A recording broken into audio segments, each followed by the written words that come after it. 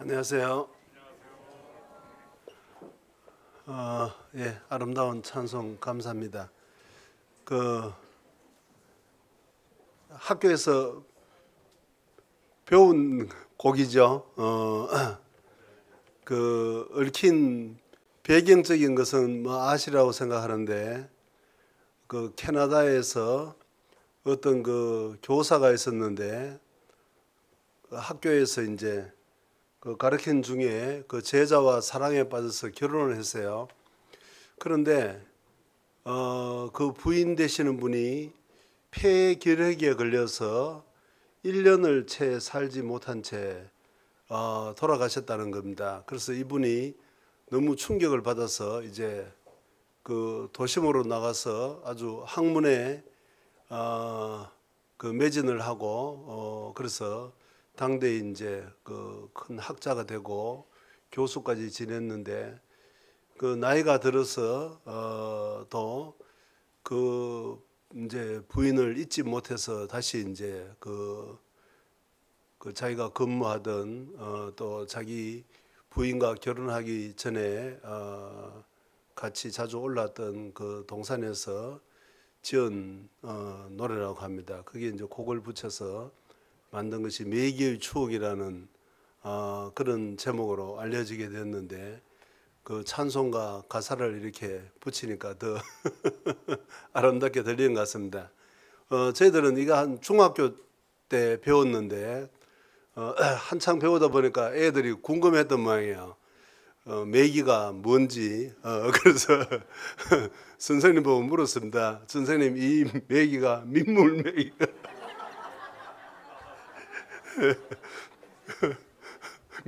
민물 매기가 많으냐고. 이야기 잘못 꺼낸.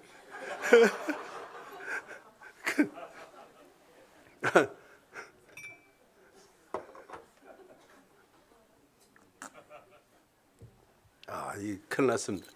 이야기 잘못 꺼내가지고. 그랬더니 선생님이, 야 임마, 매기가 민물 매기 말고 무슨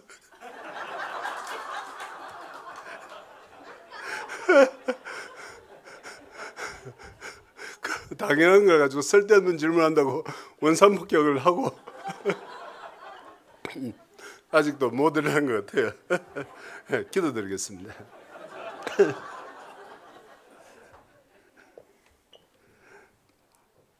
자비로우신 우리 주님 감사합니다.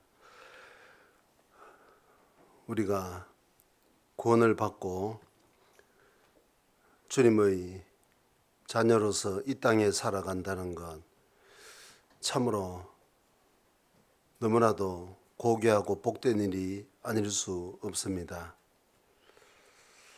우리가 이 세상에 올 때는 천한 죄인으로 왔지만 이제는 주님의 사랑을 깨닫고 주님의 자녀로 구별되고 천국의 소망뿐만 아니라 이 땅에서의 우리의 일거수일투족이 영원한 천국의 상급과 연결될 수 있는,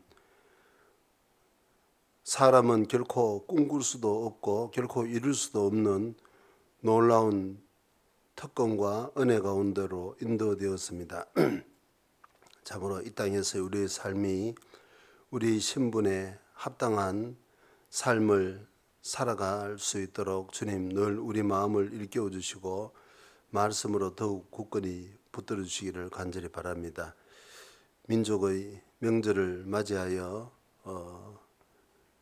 고향을 방문하는 귀한 주님의 자녀들 오고 가는 발걸음 주님 지켜주시고 무엇보다 안전을 주님께서 친히 지켜주시기를 간절히 바랍니다. 그리고 또 아직까지 복음을 깨닫지 못한 가족들에게 이 복음을 전하는 귀한 계기가 될 수 있도록 은혜 베풀어 주시고, 또 가족들과의 참으로 아름다운 교제의 장소가 될 수 있도록 축복해 주시기를 간절히 바랍니다.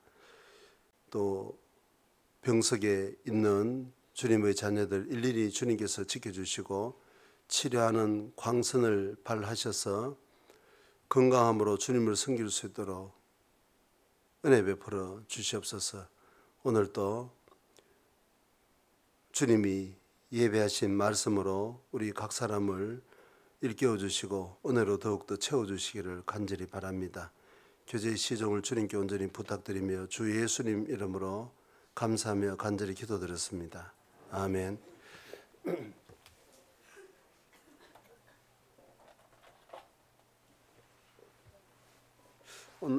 성경 에베소서 찾겠습니다. 신약 성경 에베소서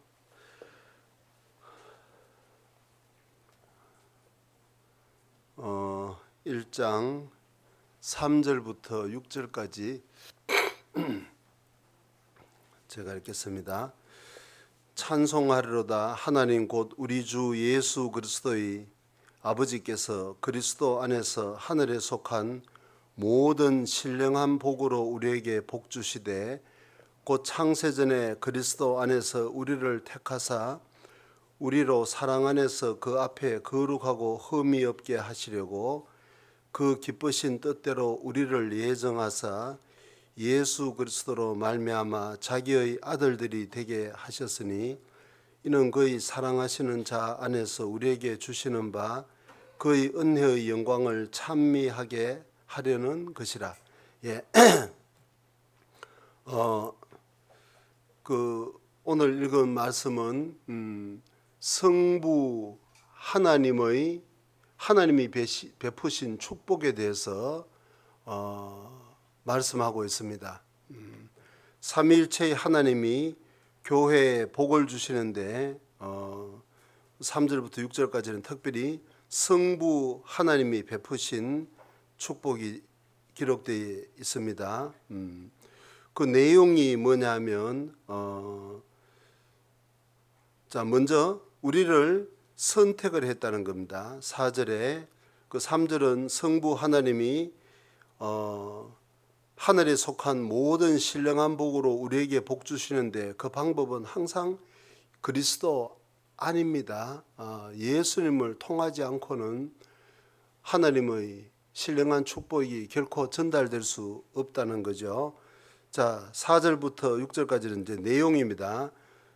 성부의 하나님이 우리에게 주시는 축복의 내용이 뭐냐면 4절에는 우리를 선택했다는 겁니다. 택하셨다는 거죠. 그 창세전에 예수 그리스도 안에서 거듭 하나님이 우리에게 복을 주시는 방법은 항상 위에 3절에도 그리스도 안에서 4절에도 그리스도 안에서 5절에는 예수 그리스도로 말미암아 6절에도 그의 사랑하시는 자 안에서 이렇게 모든 하나님의 신령한 복은 항상 예수님을 통해서 온다는 겁니다.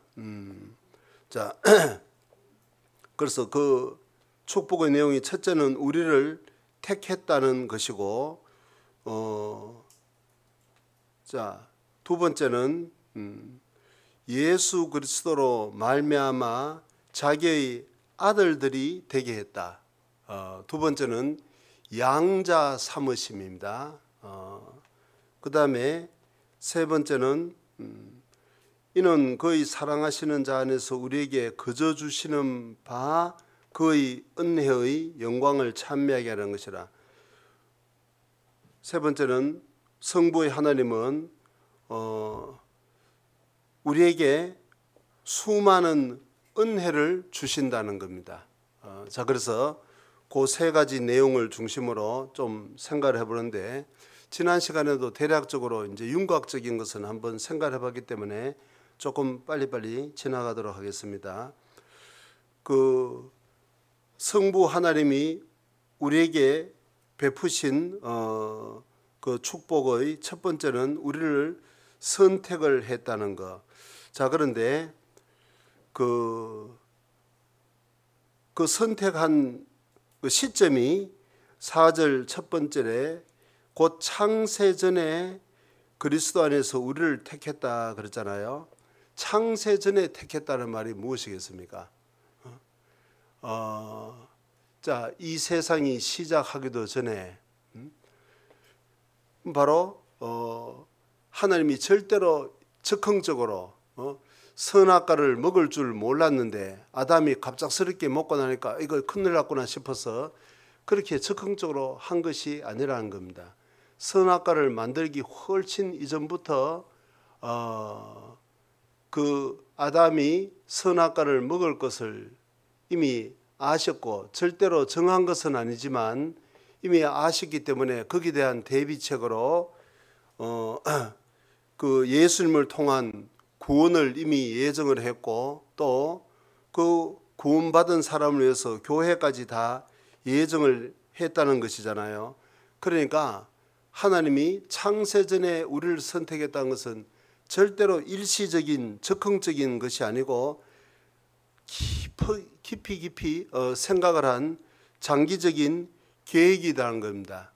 그리고 절대 실수하지 않으신다는 거예요. 그러니까 우리가 자주 생각을 해봅니다마는 어떻게 하다가 나라는 사람이 구원을 받았을까?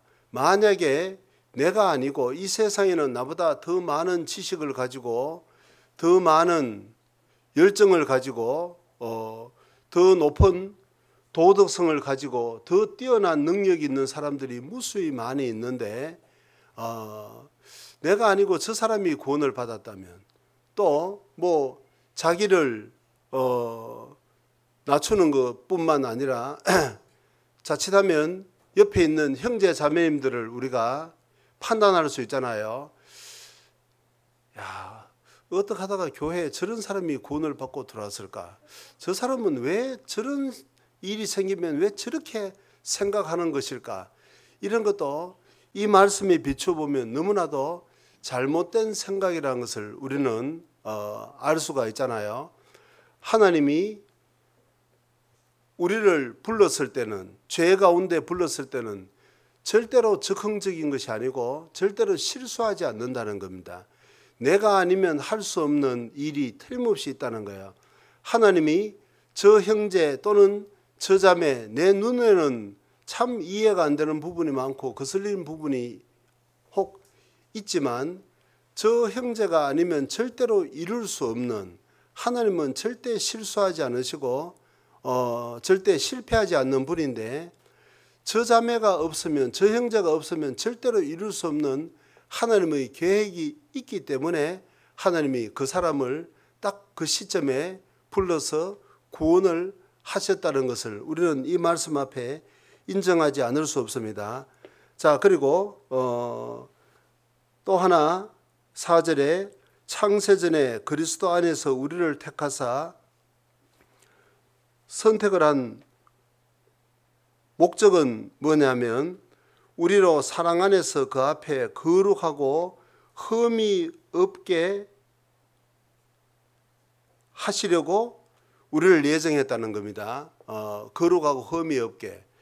그러니까 우리가 하나님이 창세전에 나를 선택을 하셨다. 자, 그랬을 때 반드시 목적이 있다 그 말입니다. 그 목적이 뭐냐면 우리가 비록 구원을 받을 때는 천한 죄인으로 구원을 받았지만 주님 앞에 설 때는 그 앞에 거룩하고 흠이 없게 서도록 하기 위해서 우리를 선택을 했다는 것을 우리는 또한 깊이 생각을 해야 되는 겁니다. 나는 무조건적으로 하나님이 무슨 뜻이 있어서 나를 선택을 했다. 틀림없어요. 그러나 그 뜻을 이루기 위해서는 우리가 거룩하고 흠이 없어야 된다는 것. 거룩이라는 단어는 어때요? 구약에 보면 하나님께 제사를 지내는 대제사장들은 항상 거룩한 사람이었습니다. 거룩이라는 잘 아는 대로 두 가지 의미를 갖고 있는 거잖아요. 하나님과 연관지어서 거룩이라는 단어를 쓸 때는 퍼펙트인 겁니다. 완전하다는 거예요. 전혀 그 오류라는 것이 없는 완벽을 이야기하는 것이지만 사람에게 그 거룩이라는 단어를 동시에 썼을 때는 사람은 완벽할 수가 없죠. 모세라는 사람도 정말 구약을 대표하는 가장 뛰어난 하나님의 종이었지만 그 사람도 살인한 사람이었고 노아도 방주를 만들어서 이 인간의 역사가 끊어지지 않고 이어지도록 한 정말 당대 의인이었지만 포도주를 먹고 취하는 그런 실수를 한 뭐 다윗에 대해서는 이야기할 필요도 없고 어쨌든 사람 가운데 하나님처럼 완벽한 사람은 없는 거잖아요. 다 아담의 후손이고 죄인이기 때문에. 그러니까 사람에게 거룩한이라는 단어를 썼을 때는 구별되었다는 것입니다. 하나님의 목적을 위해서 구별되었다. 그러니까 그 단어가 쓰였던 대상이 바로 구약시대는 대제사장이었습니다. 자신을 하나님께 완전히 헌신을 하는 구별된 사람, 그걸 보고 거룩이라고 했고, 흠이 없다고 할 때는 그 단어가 항상 하나님께 드리는 제물에 사용되었습니다. 흠 없고 점 없는 예수 그리스도의 보배로운 피다 그랬잖아요. 하나님께 제사를 드리는 그 제물은 항상 흠이 없는 그런 제물을 드려야만 됐습니다. 그런데 이 말라기서에 보면 그 유대인들이 나중에 하나님께 드리는 제사가 처음에는 얼마나 정말 정결한 흠 없는 짐승을 가지고 바쳤는데 나중에는 우리가 뭐 하나님께 이렇게 제사를 드린들 무슨 큰 유익이 있느냐. 그러니까 나중에는 완전히 그 흠이 있는 제물을 드려서 하나님께 책망을 받은 내용들이 나오잖아요. 구약 말라기 1장입니다. 구약 성경 말라기 1장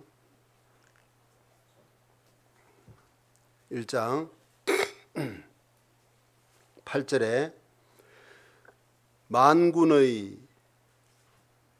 여호와가 이르노라 너희가 눈먼 희생으로 드리는 것이 어찌 악하지 아니하며 저는 것 병든 것으로 드리는 것이 어찌 악하지 아니하냐. 이제 그것을 너희 총독에게 드려보라. 그가 너를 기뻐하겠느냐 너를 간합하겠느냐. 이제 이렇게 유대인들이 그 타락을 하니까 하나님께 드리는 그 제물을 눈먼 것, 병든 것, 흠이 있는 것을 드려서 큰 책망을 받은 내용이 나오잖아요. 이제 신약 시대를 살아가는 우리에게 어떻습니까? 하나님이 우리를 선택을 해서 구원을 하셨을 때는 거룩하고 흠이 없는, 구원을 받을 때는 죄인의 모습으로 구원을 받았지만 장차 우리가 다시 오시는 주님 앞에 설 때는 거룩한 모습으로 흠이 없는 모습으로 서야 된다는 겁니다. 왜 그럴까? 그것이 최종적인 모습뿐만 아니라 점점 그런 방향으로 그런 모습으로 변해 나가야 된다는 거예요. 왜 그러냐면 우리는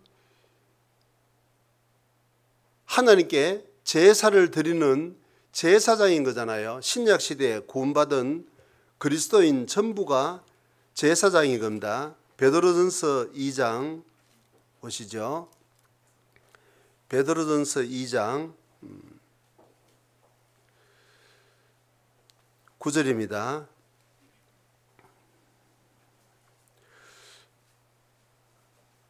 오직 너희는 택하신 족속이요 왕같은 제사장들이요 거룩한 나라요 그의 소유된 백성이니 이는 너희를 어두운 데서 불러내어 그의 기이한 빛에 들어가게 하신 자의 아름다운 덕을 선전하게 하려 하심이라. 여기도 왕같은 제사장들이요 그랬습니다. 구약시대 이스라엘 민족 중에는 아무나 제사장이 될 수가 없었습니다. 그 레위 자손 중에서 특별히 아론의 후손들만 제사장이 될 수 있었고 그들은 생각해 보십시오. 인간을 대표해서 그 거룩하고 영광스러운 그 무한하신 하나님께 제사를 드린다는 것이 얼마나 영광스러운 축복이고 특권이 아니겠냐 그 말이에요. 그래서 유대인들이 가장 존경하는 사람들이 바로 제사장이었던 거잖아요. 그러나 이제 구원받은 신약 시대에 구원받은 우리 각 사람은 우리가 직접적으로 하나님께 제사를 드릴 수 있는 제사장이라는 거예요. 그러니까 거룩해야 되는 겁니다.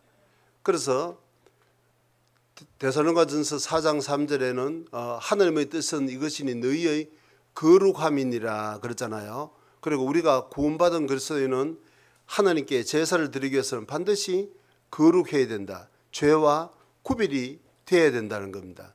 자, 그러면 우리가 신약 시대에서 우리 제사장으로 살아가고 있는데 그러면 제물은 뭐겠냐 그 말이에요. 제물은 뭐 헌금이 제물이겠냐, 아니면 뭐 따로 잡아바치는 양이 있느냐.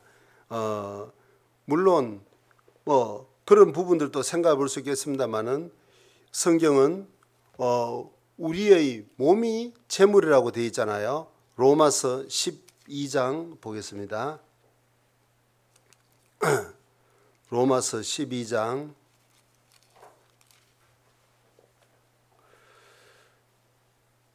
1절에 그러므로 형제들아 내가 하나님의 모든 자비하심으로 너희를 구원하노니 같이 봅니다. 너희 몸을 하나님이 기뻐하시는 거룩한 산제사로 드리라. 이는 너희의 드릴 영적 예배니라. 자, 너희 몸을 하나님이 기뻐하시는 거룩한 산제사로 드리라. 우리 몸 자체가 이게 제물이라는 겁니다. 세상 적인 관점에서는 그 이해하기가 어려운 거잖아요. 자, 우리는 제사장인 동시에 우리 몸 자체가 먹든지 마시든지 무엇을 하든지 하나님의 영광을 위해서 하라. 우리 생활 전체가 또한 제물인 겁니다. 예수님도 마찬가지였잖아요. 예수님의 그 몸 자체가 하나님께 드리는 제물이었지 않습니까? 에베소서 5장을 찾아보죠. 에베소서 5장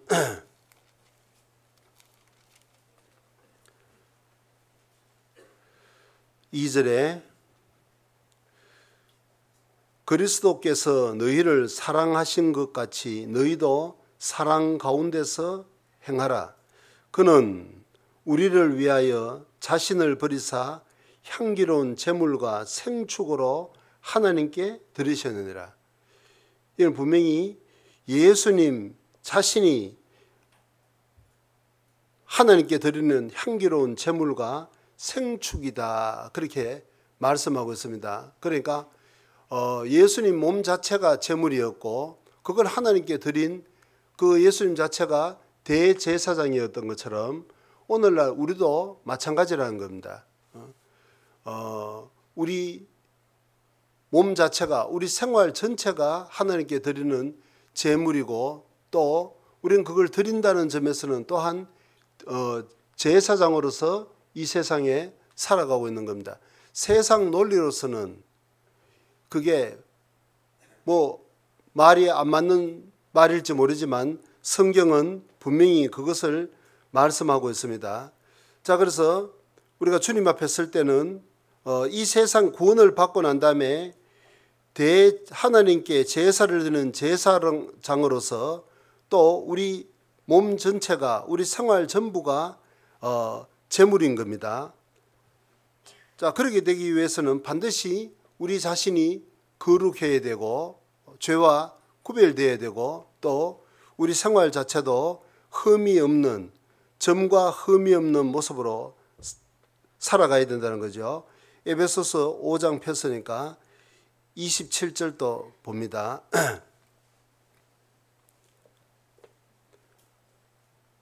26절부터 제가 했습니다. 이는 곧 물로 씻어 말씀으로 깨끗하게 하사 거룩하게 하시고 구원을 받고 난 다음에 우리의 생활을 물로 씻는 것처럼 말씀으로 깨끗하게 거룩하게 해서 자기 앞에 영광스러운 교회로 세우사 티나 주름 잡힌 것이나 이런 것들이 없이 거룩하고 흠이 없게 하려 하심이니라.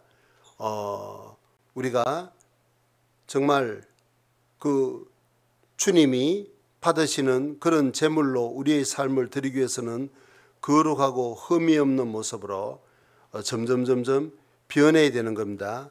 골로새서도 봅니다. 골로새서 1장 22절에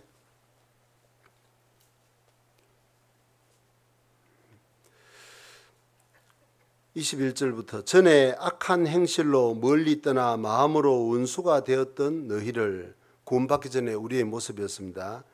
그의 십자가의 피로 너희를 (22절에) 이제는 그의 육체의 죽음으로 말미암아 화목케 하사 구원을 받고 난 다음에는 너희를 거룩하고 흠 없고 책망할 것이 없는 자로 그 앞에 세우고자 하셨으니, 그러니까 최종적으로는 분명히 이런 모습으로 우리가 주님 앞에 서야 되고 지금 현재 과정 속에서도 점점 이런 것이 이루어져야 된다는 겁니다.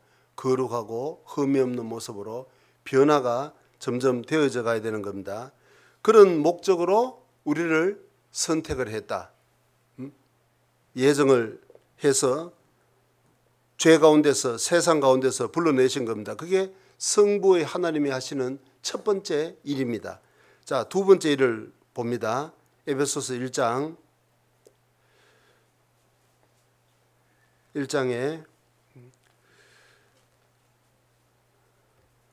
그 기쁘신 뜻대로 우리를 예정하사 예수 그리스도로 말미암아 자기의 아들들이 되게 하셨으니,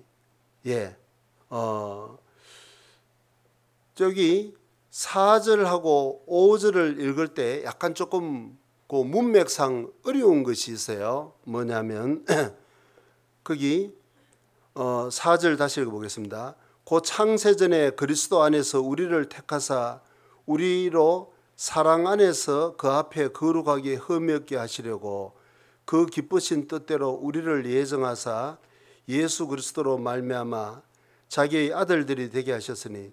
자, 이렇게 읽으면 이게 좀 이해하기가 조금은 어려워요. 산만해요. 그런데 대부분 다른 성경을 이렇게 보고 특별히 NIV 성경을 보면 요게 4절하고 5절, 그 4절에 있는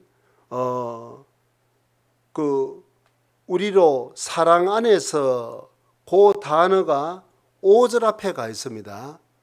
그러니까 이렇게 한번 읽어보면 좀 쉬워요. 뭐냐면, 그리고 문맥상 틀림없는 겁니다. 다시 읽어보겠습니다. 곧, 자, 우리로 사랑 안에서를 5절로 보내는 겁니다. 그렇게 읽어볼게요. 곧 창세전에 그리스도 안에서 우리를 택하사 그 앞에 거룩하고 흠이 없게 하시려고 그 기쁘신 뜻대로 우리로 사랑 안에서 우리를 예정하사 예수 그리스도로 말미암아 자기의 아들들이 되게 하셨다. 이렇게 번역된 성경 번역본이 많다는 겁니다. 그렇게 읽으면 훨씬 더 문맥상으로 이해하기가 쉽다는 거예요. 하나님이 그 기쁘신 뜻대로 사랑 안에서 우리를 예정하사 예수 그리스도로 말미암아 자기의 아들들이 되게 하셨다. 그러니까 하나님이 우리를 선택해서 양자를 삼으신 것 자체가 하나님의 사랑 때문에 그렇다. 이렇게 사랑 안에서를 5절 앞에 놓으면 이해하기가 훨씬 더 쉽다는 거예요. 자, 어쨌든 성부 하나님이 하시는 두 번째 일은 뭐냐면 사랑 안에서 우리를 예정하사 자기의 아들들이 되게 했다. 양자로 삼았다는 겁니다. 아들들이. 그러니까 단순하게 아들이다. 그보다 성경에서 말씀하는 아들이라는 것은 반드시 상속자라는 겁니다. 상속자. 그러니까 하나님의 모든 재산을, 심지어 과거에는 그 세습 제도가 있었잖아요. 그 아까 우리가 생각해 본 것처럼 대제사장은 항상 레위 지파 중에서도 아론의 자손들만 되었던 거예요. 그거는 세습 체제라는 겁니다. 그것처럼 후사라는 말도 그게 세습이고 상속이라는 뜻이 있는 겁니다. 그 단순하게 아들이다 그보다도 상속자라는 것은 뭐죠? 아버지의 모든 것을 다 물려받는다는 겁니다. 아버지의 지위도, 아버지의 신분도, 아버지의 재산도, 아버지의 영광도 모든 것을 다 물려받는다는 의미를 가지고 있는 겁니다. 그래서 구약에도 이제 그런 제도가 이스라엘 속에 있었는데 그게 신약하고는 조금 다른 겁니다. 예를 들면 구약에는 이스라엘 민족 전체를 보고 하나님의 아들이다, 상속자다 그렇게 기록을 하고 있습니다. 성경 출애굽기 4장을 한번 봅니다. 출애굽기 4장 22절에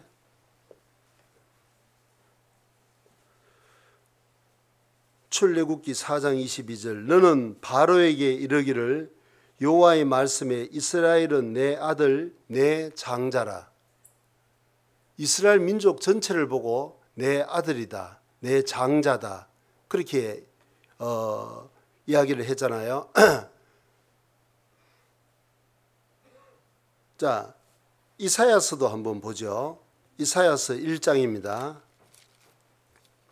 이사야서 1장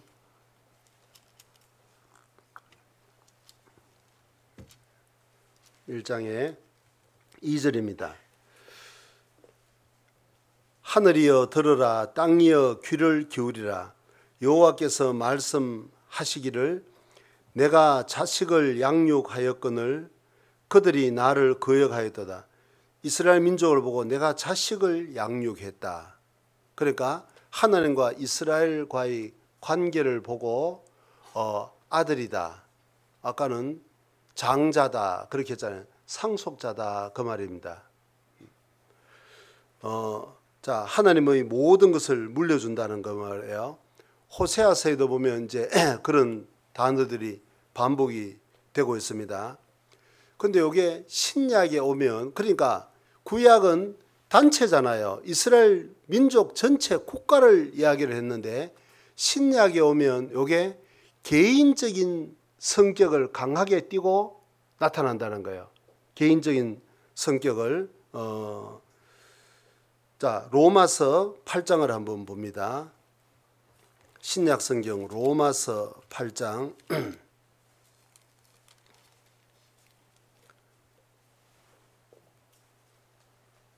로마서 8장 15절입니다. 너희는 다시 무서워하는 종의 영을 받지 아니하였고 양자의 영을 받았으므로 아바 아버지라 부르짖느니라. 자, 양자의 영을 받았다. 그래서 하나님을 아바 아버지라. 이거 아주 개인적인 성격이 강하잖아요. 그러니까 구약의 이스라엘 민족을 보고 너희는 나의 장자다, 후사다 할 때는 단체적인 개념이었는데, 집합적인 개념인데 신약에 넘어오면 개인적인 성격을 띈다는 거예요. 17절 같이 읽어보죠. 자녀이면 또한 후사 곧 하나님의 후사여 그리스도와 함께한 후사니 우리가 그와 함께 영광을 받기 위하여 고난도 함께 받아야 될 것이니라. 이게 자녀이다. 자녀라는 것은 누구 집 아들이다. 그것으로 그치는 것이 아니라 후사다. 후사라는 것은 지금까지 생각해 본 것처럼 아버지의 모든 것을 물려받는 상속자다 그 말입니다. 그러니까 이건 상상할 수 없는 엄청난 것이지 않습니까? 자, 그래서 그런 개념이 아주 강하게 나타난 것이 갈라디아서입니다. 갈라디아서 5장을 한번, 갈라디아서 3장 봅니다. 갈라디아서 3장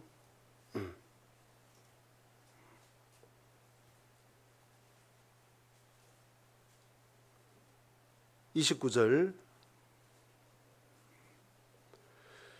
너희가 그리스도께 속한 자면 곧 아브라함의 자손이여 약속대로 유업을 이을 자니라. 유업을, 하나님의 유업을, 모든 그 영광, 하나님의 모든 부여, 하나님의 모든 재물을 다 이어받을 자라는 겁니다. 4장 4절부터 7절까지도 봅니다. 때가 참에 하나님이 그 아들을 보내사 여자에게서 나게 하시고 율법 아래 나게 하신 것은 율법 아래 있는 자들을 속량하시고 우리로 아들의 명분을 얻게 하려 하심이라. 아들의 명분을 얻는 거예요. 너희가 아들인 고로 하나님이 그 아들의 영을 우리 마음 가운데 보내사 아바 아버지라 부르게 하셨느니라. 7절 같이 읽어봅니다. 그러므로 내가 이후로는 종이 아니요 아들이니 아들이면 하나님으로 말미암아 유업을 이을 자니라. 그러니까 아들이면 단순하게 아들로 그치는 것이 아니고 하나님으로 말미암아 유업을 이을 자니라. 하나님의 모든 것이 우리의 것이 된다는 겁니다. 그러니까 이런 개념들은 유대인들은 이해하기가 어려웠다는 겁니다. 왜 그러냐면 아까도 구약에 분명히 이스라엘 민족을 보고 내 장자다, 내 아들이다 그렇게 했지만 그건 전체 국가 전체를 이야기하는데 개인이 어떻게 하나님의 모든 것을 물려받느냐, 그건 이해하기가 어려웠는데, 근데 이 말씀을 기록한 바울이 살았던 시대는 로마 시대잖아요. 그리고 바울은 로마의 시민권자였습니다. 그런데 그때 당시에 로마에는 실제로 그런 제도가 있었다는 거잖아요. 어떤 지체 높은 사람이, 엄청난 재산을 가진 사람이 지나가다가 아주 마음에 드는 청년을 만나서 자신의 양자로 삼으면 아버지의 모든 재산뿐만 아니라 아버지의 직위까지, 신분까지 세습이 된다는 거예요. 그러니까 심지어는 전쟁터에 가서 포로로 잡아왔는데, 그러니까 포로로 잡혀서 이건 뭐예요? 노예인 거잖아요. 이 사람의 소유물인 겁니다. 고대 많은 전쟁이 있었는데 그 전쟁을 하는 목적이 무엇이겠습니까? 뭐 많은 것이 있죠. 영토를 얻는 것도 있겠고 뭐 자원을 얻는 것도 있겠지만 그 중에 하나는 옛날에는 그 전쟁에서 승리하면 패전국의 사람들을 붙잡아서 노예로 삼았던 거잖아요. 그 노예를 하나의 재산으로 봤던 거지 않습니까? 그러니까 이게 노예이기 때문에 자유도 없고 이 생사권을 주인이 갖고 있는 거잖아요. 평생을 주종관계로 살아야 되는데 이 마음씨 좋은 주인을 잘 만나가지고 이 주인이 말해요.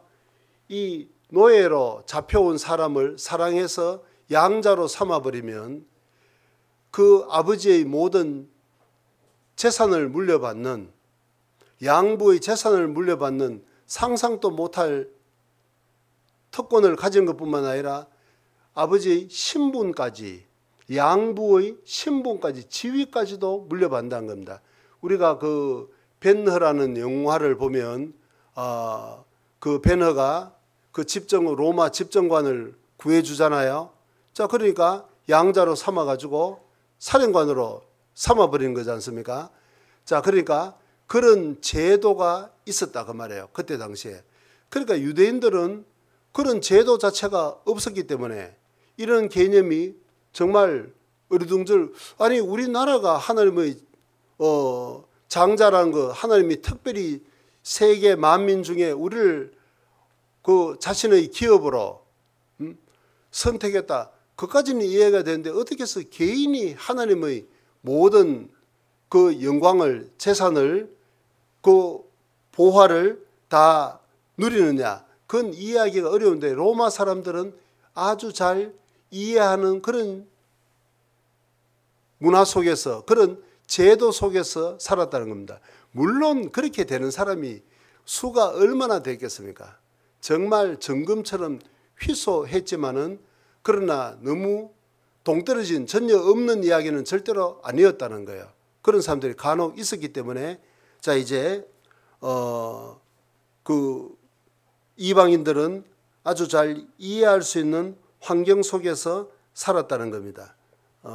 자 그래서 우리가 구원을 받았다는 것 다시 한번 더 생각을 해봐요. 하나님이 창세 전부터 우리를 염두에 두시고 우리를 구원을 하셨다. 절대로 즉흥적인 것이고 일시적인 것이 아니다. 깊이 생각을 하시고 내가 아니면 할 수 없는 일이 있었기 때문에, 저 형제 저 자매가 내가 볼 때는 도대체 이해도 안 되고 하지만은 하나님 보실 때는 절대로 실수하지 않는 전지전능한 그 하나님 입장에서는 그 형제가 그 자매가 반드시 필요하다는 겁니다. 자 그리고 또 하나 우리의 책임은, 그러나 그 하나님의 부르심에 합당한 삶을 살기 위해서는 우리가 변해야 된다는 겁니다. 거룩하고 흠없는 모습으로 반드시 변해야 될 책임이 있다는 거잖아요. 자 그 다음에는 두 번째는 성부 하나님이 우리를 위해서 하신 일은 양자를 삼으셨다는 겁니다. 사랑 때문에 양자를 삼았다는 거예요. 하나님의 모든 것이 나의 것이라는 그걸 생각하면 어떻습니까? 우리가 이 땅에 살면서 세상 사람들과 비교를 해가지고 이것도 없고 저것도 없고 집도 없고 뭐 가진 것도 없고 사회적 지위도 낮고 자기 연민에 잡힌다는 것은 하나님 보실 때는 정말 애가 타는 노릇이라는 겁니다. 아니 모든 권세를 가진 그 왕이다. 요즘은 이게 민주주의이기 때문에 이런 권위라는 것을, 영광이라는 것을 이해하기가 진짜 어려운 시대에 살아가는 것 같아요. 언젠가 제가 한번 말씀드린 것 같은데 왕도 진짜 왕처럼 하는 사람이 있더라고. 그 제가 아랍에미레이트에 그 한번 복음을 전하러 가봤는데, 그 특별히 아부다비라는 곳에, 두바이가 유명하지만은 두바이보다는 더 원조격인 말이에요. 아부다비라는 곳에 갔는데 바깥에 너무 뜨거우니까 낮에는 주로 뭐 그늘 건물에 호텔 같은 데 이렇게 이제 그 안내를 해줘 가지고 시간이 날 때 가봤는데요. 그런데 이상하게 호텔마다 뭐 7성급이다 뭐 아주 뭐 그런 고급스러운데 걸려 있는 사람 사진이 비슷하게 보여요. 그래서 제가 그 안내는 형제한테 물어봤습니다. 사진이 비슷한 것 같다 그랬더니 아이고 목사님 눈썰미도 좋으시다고, 같은 사람이라는 거예요. 그런데 같은 사람이 왜 붙어있냐 그랬더니 저 사람이 지금은 고인이 된 선대 왕인데 온 그 아랍에미레이트 사람들이 그 왕을 아버지처럼 그렇게 존경을 하고 마음속으로 존경을 하고 흠모를 한다는 거예요. 왜 그렇게 하느냐 그랬더니 생각해 보세요. 그게 왕정이잖아요. 그러니까 그 밑에서 석유가 나면 주인이 누구겠습니까? 무엇인지 나면 전부 그 사람 소유인 거예요. 그러니까 그 사람이 왕자리에 딱 앉아서 한 일이 뭐냐 하니까 자국 국민들한테 자기가 원하는 만큼, 이제 은행은 전부 국영은행인 거니까 은행에다가 대출을 내서 집을 지으라고 명령을 했다는 거예요. 그러니까 뭐 완전히 이제 대저택을 막 방이 10개가 있는 것, 뭐 엄청나게 가까운 왕과 가까운 이제 그 뭐 친척이나 권신들은 큰 빌딩을 짓고 대출을 내 가지고 말이에요. 자기 돈은 뭐 어차피 없는 거예요. 이제 국영은행에 대출을 내서 집을 다 짓고 나니까 왕이 그 모든 빚을 자기가 다 걸머져 버렸다는 겁니다. 그런데 뭐 땅만 파면 나오는 것이 뭐 금은 황금이나 석유가 돈이 나오니까 돈에 대해서는 전혀 구애를 안 받는 거잖아요. 야, 정말 왕을 하려면 한 그 정도는 해버려야지. 예? 그래 시시하고 째째하게 뭐 자기 식구들 몇 명 먹고 살려고자 외국으로 빼돌리고 그런 치사한 짓 하지 말고 국민을 위해서 한번 탁 쏴버리니까 온 국민이 정말 아버지보다도 더 존경을 한다는 겁니다. 야, 제가 그 이야기를 듣고 야, 진짜 왕을 한다면 한 그 정도는 해야 진짜 이 세상에 몇 년짜리지만은 폼나게 진짜 왕 같은 왕이라는 생각이 들더라고. 생각해 보세요. 하나님은 어떻겠습니까? 일국의 왕도 그 정도로 할 수 있다면 그 아랍에미레이트의 그 왕하고 우리 아버지인 하나님하고 비교하면 글쎄 하나님 또 재산이 그 정도는 될까? 또 이렇게 또 주판을 잘못 두드리는 사람이 있을지 모르겠어요. 하나님 보실 때는 그건 뭐 거지 중에 상거지가 그 나라 왕이겠죠. 생각해 보십시오. 자, 우리도 좀 그런 자부심을 가지고 살아야 된다는 거야. 그런데 나는 구원을 받았는데 뭐 신령한 축복을 뭐 다 구구절절 좋은 말은 다 기록되어 있는데 현실은 뭐 이것도 없고 저것도 없고 고향에 가려니까 차비도 달막달막하고 휴게소에 들어가는 것도 우동 한 그릇 먹는 것도 부담되고 이런 식으로 생각하면 안 된다는 거예요. 자, 그래서 우리는 좀 그런 잠시 잠깐 후면 오실리가 오시리니 지체하지 아니하시리라 그런데 주님 다시 오시면 하나님의 모든 것이 우리의 것이라는 것, 우리는 하나님의 상속자라는 자부심을 놓쳐버리면 안 된다는 겁니다. 그러니까 바울 사도는 그런 감격에 확 붙잡혔기 때문에 어떻습니까? 이 에베소서가 로마 옥중 서실이지만 그런 환경이 아무런 문제가 안 됐다 그 말이에요. 조금 후면 하나님의 모든 것이 내 것인데 이거 지금 내가 잠깐 오늘 감옥에서 자든 내일 7성급 호텔에서 자든 그게 뭔 의미가 있느냐. 그래서 우리는 좀 시간의 개념이라든지 모든 것을 좀 성경하고 맞출 필요가 있다는 겁니다. 그렇지 않습니까? 이게 바울 사도만의 간증이 아니고 우리도 정말 바울 사도 같은 그런 마음을 가진다면, 그런 신앙을 가진다면 우리도 얼마든지 그렇게 간증할 수 있다는 겁니다. 자, 하나님의 아들이라는 것. 다시 본문으로 돌아가 봅니다. 그래서 성부 하나님이 하신 두 번째 일은 그 사랑 때문에 우리를 자신의 양자로, 후사로, 상속자로 삼으셨다는 것. 세 번째 6절입니다. 이는 그의 사랑하시는 자 안에서 우리에게 거저 주시는 바 그의 은혜의 영광을 찬미하게 하는 것이라. 성부 하나님이 하시는 세 번째 일은 우리에게 모든 것을 은혜로 거저 주신다는 겁니다. 거저 주시는 목적은 그 은혜를 받는 우리가 그 은혜의 영광을 찬미하게 하기 위해서, 영원히 찬송을 하게 하기 위해서, 아무것도 주지 않고 나를 찬송해라 그렇게 억지를 부리는 인색한 주인이 아니고 모든 것을 거저 우리에게 구원이라는 생명도 예수님을 통해서 값을 다 지불하고 우리에게 거저 주시는 거잖아요. 은혜라는 것 우리는 수없이 배웠습니다. 그레이스, 그리스 말로 카리스라고 하죠. 받을 자격이 전혀 없는 사람에게 그저 베푸는 호의라는 겁니다. 선물이라는 거예요. 자, 하나님은 하늘에 속한 모든 신령한 것을 예수님을 통해서 우리에게 다 거저 주시는 겁니다. 목적은 뭐죠? 그걸 받은 사람이 정말 마음 깊이서부터 전심으로 하나님을 찬송하게 하기 위해서. 그래서 여기 제가 프린트를 한번 해봤는데 그 웨스트민스터 소요리 문답이라는 거 조금 어려운 이야기인데 뭐 그냥 지나가는 말로 들어놓으십시오. 그 1717세기에 말이에요.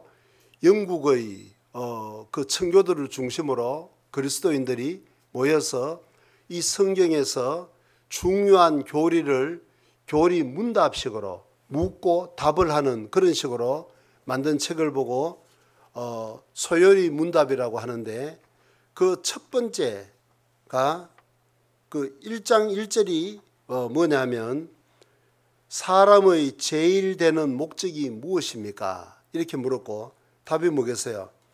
사람의 제일 되는 목적은 하나님을 영화롭게 하고 하나님으로 말미암아 영원토록 즐거워하는 것입니다. 이렇게 요약을 했다는 거죠. 뭐 성경 전체를 요약한 사도신경처럼 말이에요. 그 사도신경은 그 안에 엉터리가 많지만은 이 소요리 문답은 확실히 구원받은 그리스도인들이 이 성경에서 중요한 교리를 문답식으로 요약을 한 것인데 아주 정확한 거죠. 사람의 제일 되는 목적은 바로 하나님을 영화롭게 하고 일단 구원을 받아야 하나님을 영화롭게 하는 시작인 거잖아요. 자, 그 다음에 하나님으로 말미암아 영원토록 즐거워하는 것. 천국에서만 즐거워하는 것이 아니라 이 땅을 살면서도 자신을 점점 거룩하게 흠없는 제물로 드리면서 우리 성품까지도 점점 주님처럼 닮아가는 그것이 사람의 가장 큰 행복이고 그것이 사람의 목적이라는 겁니다. 자, 그처럼 여기 6절에 성부 하나님의 세 번째 일은 우리에게 모든 것을 은혜로 거저 주신다는 거예요. 그걸 은혜로 깨달은 사람은 정말 마음으로부터 하나님을 그 영광을 찬미하게 되어 있다는 겁니다. 그런데 여기서 한 가지 중요한 숙제가 있겠죠. 우리가 신앙의 눈으로 보면 성경을 통해서 보면 모든 것은 은혜예요. 그렇지 않습니까? 우리가 구원을 받기 전에도 하나님은 햇볕과 비를 믿는 사람이든 선한 사람이든 악한 사람이든 구원을 받은 자신의 자녀든 구원받지 못한 사람이든 다 주시는 분입니다. 모든 것이 은혜입니다. 우리가 받은 구원도 어떻습니까? 하나님은 사실 모든 사람을 다 구원을 해놓은 거잖아요. 그러나 그걸 발견하는 사람에게는 믿은 사람에게는 내 것이 되고 믿지 않는 사람에게는 내 것이 되지 않은 겁니다. 그러니까 구원의 은혜라는 것도 실제로 하나님 입장에서는 다 주신 것이고 그 다음에 구원을 받고 난 다음에도 우리의 모든 것은 전부 다 은혜라는 거예요. 그런데 문제는 뭐예요? 그 은혜를 은혜로 받아들인 사람이 있고 은혜를 은혜로 받아들이지 못하는 사람이 있고 이 사람에 따라서 완전히 차이가 나버린다는 겁니다. 이상하죠? 똑같은 하나님 보실 때는 모든 사람에게 은혜를 다 똑같이 나눠주는데 그 은혜를 은혜로 보는 눈을 가진 사람이 있고 은혜를 은혜로 보지 못하는 눈이 가려워진 사람이 있다는 겁니다. 거기에 따라서 찬양의 강도도 완전히 다르겠죠. 어떤 사람은 바울 사도처럼 모든 것이 은혜라는 그런 눈을 가지니까 감옥에 갇혀서도 찬송을 하고 이런 사람은 세상이 감당치 못할 사람이 있는 거고 어떤 사람은 어때요? 예를 들면 첫 번째 왕 사울 그 겸손했기 때문에 하나님이 왕을 삼으셨는데 나중에는 어떻습니까? 하나님을 불순종하는 사람이 되었고 그보다 한술 더 뜨는 사람은 누구예요? 북이스라엘의 초대왕 여로보암이라는 사람. 솔로몬에 의해서 죽어야만 될 사람인데 하나님이 그를 구원할 뿐만 아니라 10지파의 왕으로 삼아줬으면 평생 그 은혜를 감사하면서 보답하는 삶을 살아야 될 텐데 한 짓이 뭐예요? 예루살렘에 올라가지 못하도록 단과 단을 쌓아서 금송아지 우상을 만들어 놓고 거기에 섬기라고 온 국민을 우상 숭배로 이끌어 버렸던 하나님이 얼마나 괘씸하고 얼마나 불쾌했으면 그 이후로 열왕기상 14장 이후로 보면 계속 누구는 여로보암의 길로 행했다. 거기 자세한 설명도 없어요. 그러니까 여로보암이 한 짓이 무엇인지, 그 사람이 원래 어떤 사람이었고 어떤 삶을 살아야 되었던 사람만 마땅한 사람인지 알지 못하면 성경 자체를 이해할 수 없도록 그 여로보암의 죄를 계속해서 반복해서 기록을 하고 있습니다. 어떻습니까? 그 사람 생애를 보십시오. 죽을 사형수가 왕의 자리에까지 앉았으면 평생 그 은혜를 감사하고 찬양하고 보답하는 삶을 살아야만 마땅한데, 그러나 하는 짓은 꼭 하나님 가슴에 못을 박는 일만 했다 그 말입니다. 자, 그게 나무 일만 되겠냐? 가끔 말씀드리는, 저도 구원을 받고 난 다음에 제 생활을 봤을 때도 내 삶 가운데 다윗을 닮은 부분이 많을까? 여로보암이라는 사람을 닮은 부분도 많을까?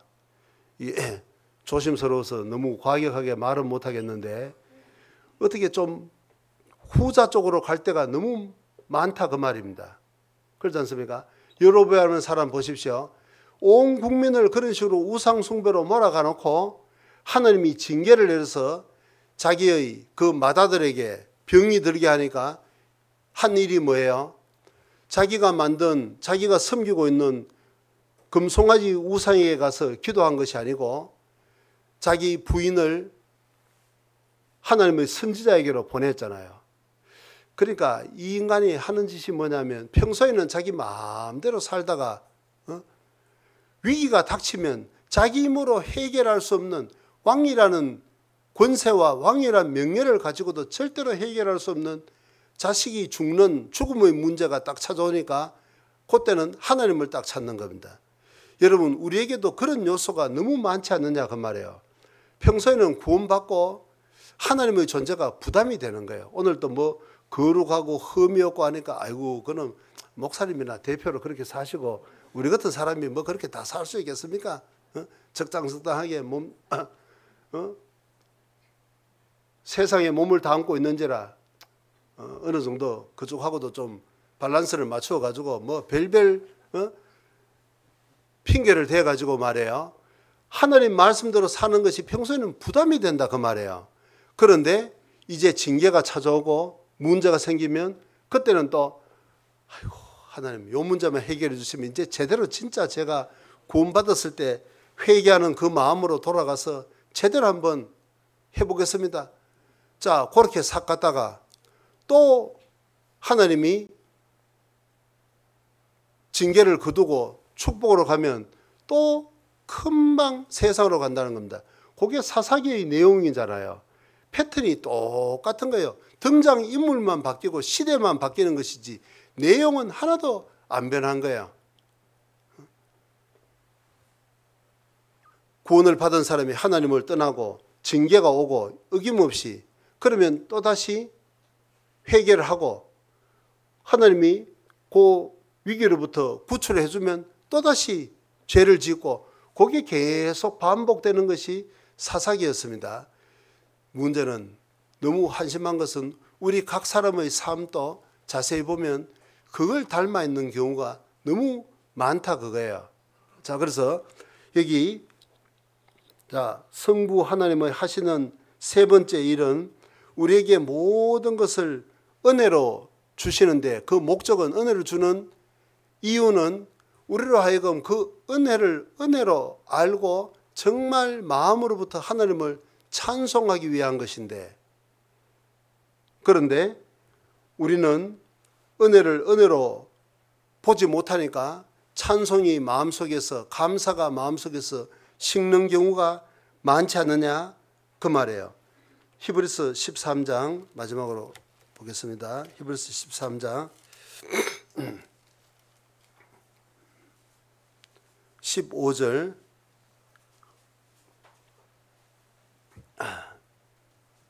이러므로 우리가 예수로 말미암아 항상 찬미의 제사를 하나님께 드리자. 이는 그 이름을 전가하는 입술의 열매니라. 자, 우리가 예수님으로 말미암아 항상 찬미의 제사를 하나님께 드리자. 우리가 정말 은혜를 받을 자격이 전혀 없는 사람인데 생각해 보십시오. 세상에 우리 같은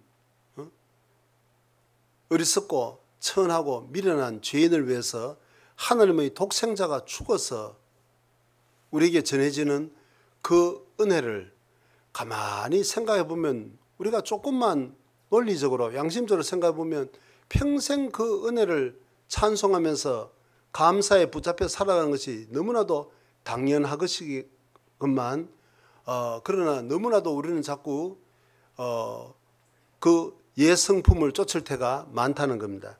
그 절대로 정상적인 신앙생활이 아니라는 거죠.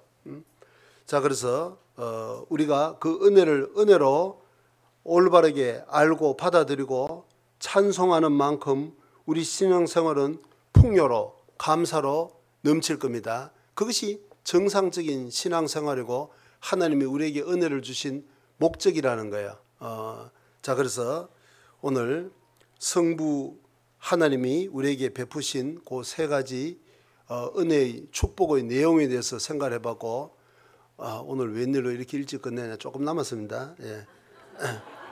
그 명절이기 때문에 뭐 길게 이야기할 거는 없겠고, 저도 지금 바빠요. 가야 되는데 그렇다 하더라도 우리가 좀 기본적으로 뭘 갖추고는 가야 안 되겠습니까? 성경 요한복음 7장을 보겠습니다. 7장 37절.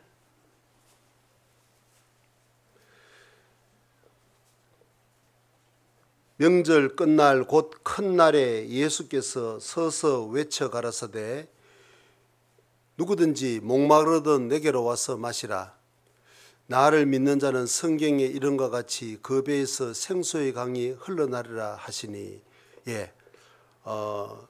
자, 이 명절은 그 앞에 7장 2절에 보면 유대인의 명절인 초막절이 가까운지라. 자, 예수님의 공생애 가운데 마지막 초막절이었잖아요. 자, 그런데 이 구약에 보면 이 초막절이라는 것이 레위기 23장에 하나님이 모세를 통해서 그들에게 준 7가지 절기 중에 그 마지막이었는데, 그런데 그건 틀림없이 하나님의 절기인데 아예 여기는 유대인의 명절인 초막절 이렇게 되어 있잖아요. 구약은 당연히 하나님의 명절인데 신약은 어떻습니까? 유대인들이 하나님을 등졌기 때문에 그들의 명절, 세상 명절로 전락을 해버린 거예요. 자, 어쨌든 그 명절 끝날 예수님이 이제 이 복음을 성령에 대해서 외쳤습니다. 우리가 한 가지만 생각해 봐요. 지금 이제 그 민족의 명절, 이번에는 뭐 특별히 기간이 근 열흘이나 되는 긴 기간인 거잖아요. 자, 사람들은 그 명절 하면 벌써 이제 가슴이 설레고 두근거립니다.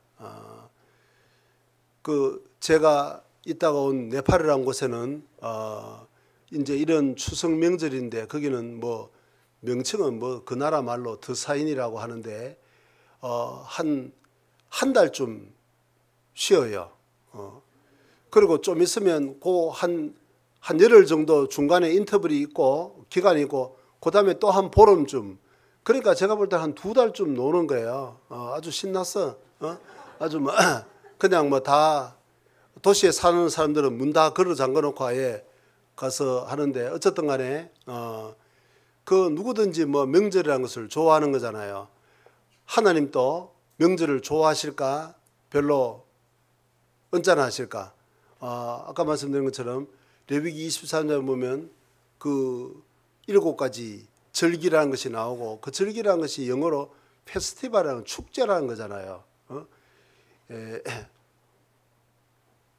유월절부터 시작해서 무교절, 초곡절 쭉 이렇게 맥추절 뭐 이런 식으로 이제 나가는데, 어떻습니까? 명절에는 맛있는 음식이 있고 평소에 자주 못 만났던 보고 싶은 가족들, 사람 얼굴이 있고 그 서로 즐기고 덕담도 나누고 또 최종적으로는 하느님을 찬양하고 귀한 거잖아요.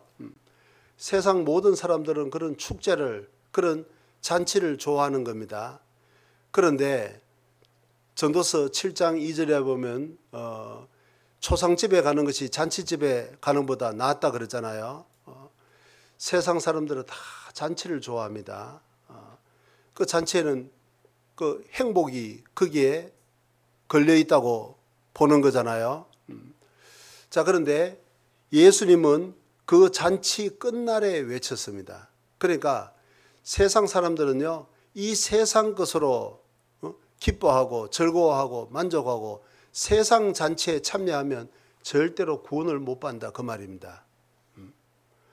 우리가 전도를 해보면 세상을 사랑해도 마찬가지고 어떤 종교에 심취되어 있어도 참 이상한 것은 말씀이 절대로 그 사람 마음속에 들어가지 않아요. 뭐 들을 때는 진지하게 뭐 잘 받아들인 것 같고 반응도 했는데 나중에 보면 하나도 들어가지 않아요. 특별히 교회를 다니시고 이런 열심히 있는 분들은 우리가 성경을 증거하는 1일차부터 4일차 말씀은 너무 좋다고 해요. 그런데 죄 문제가 딱 들어가면 완전히 다른 사람으로 변해버립니다. 참 이상하죠. 왜 그럴까요? 그 자기가 믿고 있는 종교가 그 사람 마음을 꽉 잡고 있기 때문에 그래요. 말씀이 전혀 들어가지 않는 겁니다. 그 종교의 잔치에 참여하고 있는 거예요. 뭐 어떤 사람을 사랑해도 마찬가지고 이 세상을 사랑해도 마찬가지예요. 그런데 그런 것이 지친 사람, 헛되고 헛되며 헛되고 헛되니 모든 것이 헛되다. 그 종교에 열심을 내어도 절대로 만족이 없고 세상 것을 그렇게 찾아도 절대로 마음속에 진정한 행복이, 평강이 없다는 것을 발견한 사람, 명절, 세상 명절의 끝날이다 그 말이에요. 자, 어쨌든 이번에 뭐 고향으로 이미 가신 분들도 많고 또 누군가를 만나서 이제 우리가 시간을 보낼 텐데 어떻습니까? 세상 것에만 치중하지 말고 복음을 전하는 그런 하나님이 주신 계기로 삼고 기회를 잘 찾아야 될 것 같습니다. 그런데 어떻습니까? 세상이 잔치하는 동안에는 우리 그리스도인은 울 수밖에 없는 거잖아요. 세상 것에 취해 있는 동안에는 주님은 눈물을 흘릴 수밖에 없는 겁니다. 그들의 마음속에 세상 잔치가 끝나야만 이 복음이 들어갈 테니까. 그런데 우리는 때를 얻든지 못 얻든지 항상 복음을 전파하라고 그랬으니까 그 사람 마음속에 세상 잔치가 끝났는지 지금 진행 중인지 알 수가 없는 거잖아요. 그런데 아무리 세상 사람들이 세상 것에 취해 있는 것 같아도 그 마음속에 끝나서 우리의 손길을 기다리는 많은 사람들도 실제로 있는 거지 않습니까? 우리 근래에 강 건너 그게 말씀을 들었던 그 세댁도 말이에요. 오늘 못 나오셨습니까? 최진영 자매님이라고 교회를 전혀 한번 다녀보지 않는 분인데도 한번 딱 듣고 복음을 깨닫는 그런 분들도 사실 그 사람 마음속에는 이미 세상 잔치가 다 끝나 있었던 거예요. 이번 추계 수양에도 그런 분들 딱 한 번 말씀을 듣고 구원받는 분들도 요즘은 쉽지 않지만 아주 드물긴 하지만 우리를 통해서 주님이 그들을 구원하는 것을 보는 겁니다. 자, 그런데 우리 가족들 중에도 실제로 마음의 준비가 다 되어 있는 사람도 얼마든지 있다는 거예요. 괜히 자기가 지레 짐작을 해서 겁을 먹어서 두려움 때문에 못 전하는 것이지. 그래서 담대하게. 그리고 성경에는 눈물을 흘리며 씨를 뿌린 자는 기쁨으로 거두리라 그러는데 저는 개인적으로 복음을 전하다가 뭐 눈물을 흘려본다. 그거 참 쉽지 않아요. 그런데 우리 가족을 전할 때만큼은 진짜 마음속에서 우러나서 그 눈물이 나더라고. 그런데 무슨 상담을 하는 사람이에요. 뭐 아무나 대중 없이 이 사람 저 사람 붙잡고 오는 사람마다 다 울어제치면 그 듣는 사람이 뭐라고 생각했습니까? 이 사람이 정신 있는 사람이냐? 좀 이상한 사람을 보지 않겠어요? 자, 뭐 눈물이 좀 메마른 것도 문제긴 하지만은 아무나 붙잡고 그런 식으로 울 수는 없는데 가족들은 다른 거잖아요.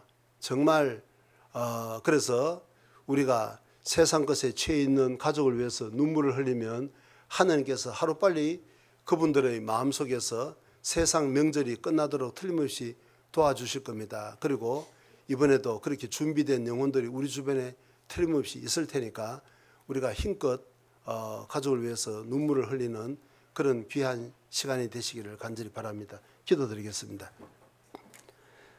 자비로우신 우리 주님 감사를 드립니다. 오늘 특별히 성부 하나님이